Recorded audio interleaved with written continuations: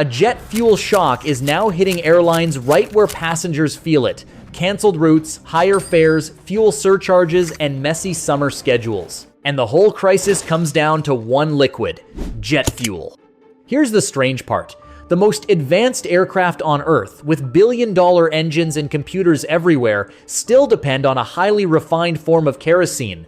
Yes, kerosene. The same basic fuel family once used in lamps long before commercial jets existed. So why does modern aviation still rely on it? Why not gasoline, diesel, batteries, or hydrogen? Because in the sky, the best fuel is not the one that sounds the most powerful. It is the one that refuses to fail. And that is where kerosene quietly beats almost everything else.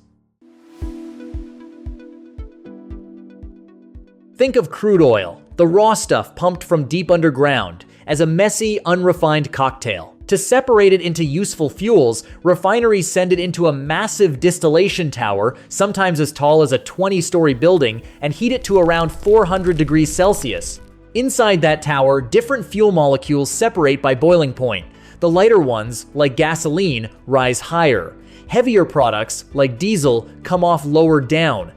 And kerosene sits in the middle, condensing at roughly 150 to 250 degrees Celsius. That middle position is a big part of why it became so useful for aviation.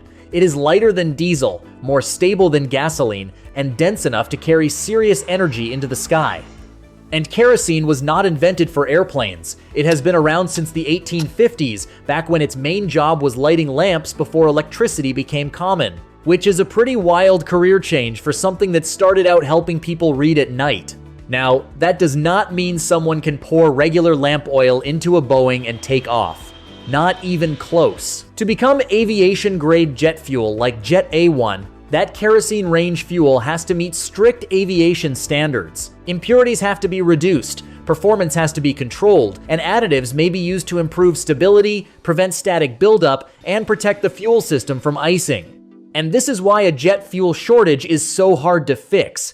A standard 159-liter barrel of crude oil does not turn mostly into jet fuel. In a typical refinery breakdown, jet fuel is only around 10% of the barrel. So when airlines need more, the answer is not as simple as pumping more crude. Jet fuel has to come from the right slice of the barrel, and not every refinery can make large amounts of aviation-grade fuel on demand. The setup has to be right.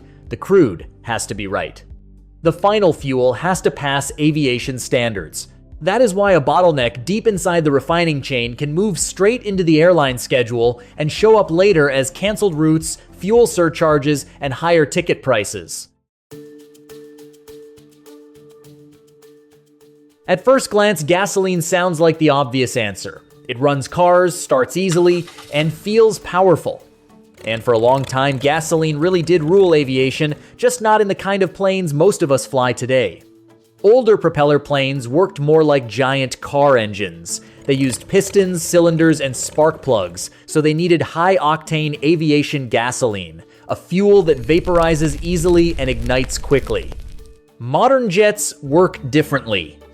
A jet engine pulls in huge amounts of air, compresses it, sprays fuel into that hot compressed air, and keeps the burn going as a steady stream, not little explosions inside cylinders.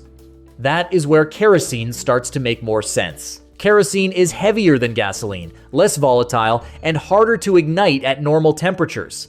That sounds like a weakness, but for a jet, it is exactly the point. The fuel has to sit safely in huge wing tanks, move through pumps and pipes, and then burn smoothly only when it reaches the engine. To be clear, gasoline-like fuel was not useless in jets. For decades, some military jets used wide-cut fuel, blending lighter gasoline-range fuel with kerosene. It worked.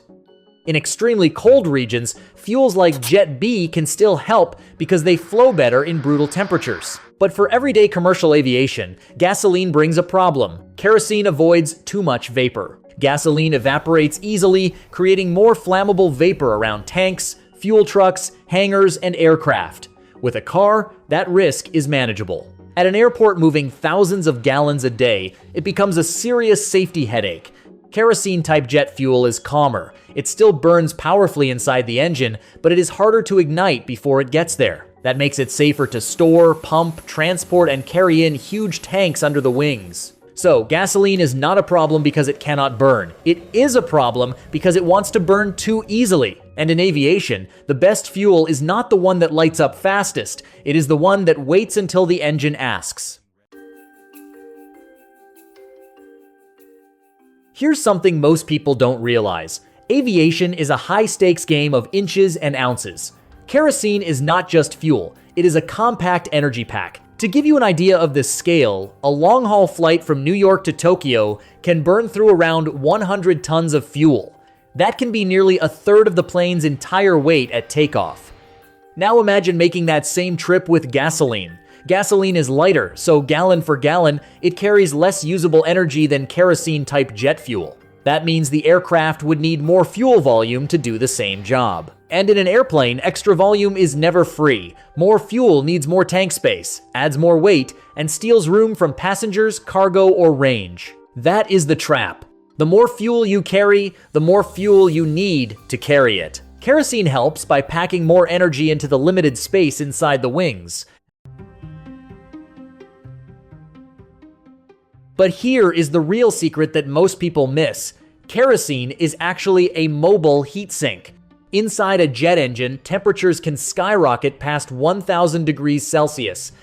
Before it ever gets burned, the fuel flows through heat exchangers to soak up heat from the engine oil, hydraulics, and even the electronics. It cools the plane down without needing heavy, drag-inducing cooling fans. Kerosene has this incredible thermal stability. If you tried this with other fuels, they'd break down and leave sticky engine cholesterol that would clog the fuel injectors in seconds. Plus, because it has natural lubricity, it actually keeps the high-pressure pumps running smoothly. Gasoline is too dry and would grind those precision metal parts to dust. Imagine a tiny fuel nozzle, smaller than a needle, trying to spray fuel at thousands of pounds of pressure.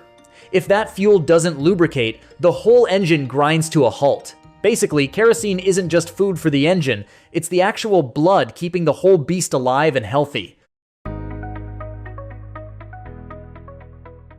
So, is kerosene the end of the road? Not quite.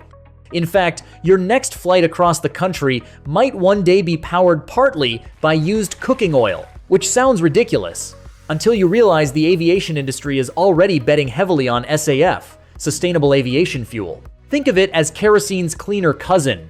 SAF can be made from things like recycled cooking grease, animal fats, agricultural waste, or even carbon captured from the air.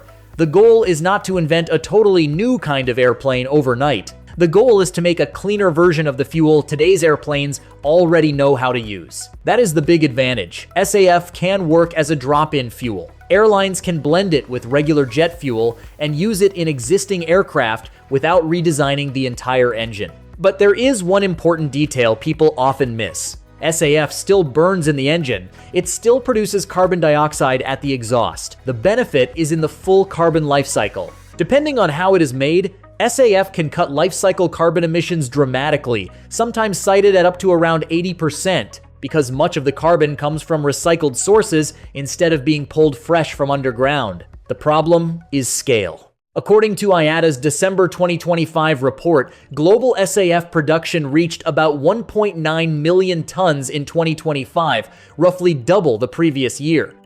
But for 2026, growth is expected to slow, with production projected around 2.4 million tons. That sounds like progress, and it is, but compared with the enormous amount of fuel aviation burns every year, SAF is still a small drop in a very large tank. And then there is the price. Right now, SAF can cost several times more than conventional jet fuel. For airlines already squeezed by fuel shocks, ticket pressure, and tight margins, that is a brutal math problem. Everyone likes the idea of cleaner fuel. Fewer people enjoy paying 5 times more for it. Still, SAF matters because it tells us something important about aviation's future. The industry is not trying to abandon kerosene's chemistry overnight. It is trying to make that chemistry cleaner. Because after more than a century, kerosene has proven something no other fuel has fully replaced.